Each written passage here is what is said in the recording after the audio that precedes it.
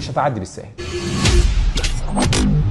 اللي بيحصل على منصات التواصل الاجتماعي من فيديوهات ولايفات وتناول مواضيع كتير جدا يعد جريمة يعاقب عليها القانون المصري. القانون المصري في المادة 25 من قانون 175 لسنة 2018 قال أي حد ينشر أي محتوى يكون له تأثير سلبي على قيم وأخلاقيات المجتمع المصري مش هتعدي بالساهل. دي جريمة يعاقب عليها القانون.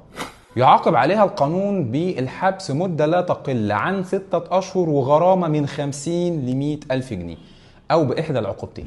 بس مش دي الخطورة الحقيقية، في خطورة أكبر من كده بكتير، واللي قدرت تكشفها التحقيقات في الفترة الحالية، إن كتير من الأشخاص اللي بيقوموا بنشر فيديوهات ولايفات بيستخدموا كستار لارتكاب جريمة تؤثر على الاقتصاد المصري وعلى الاقتصاد العالمي.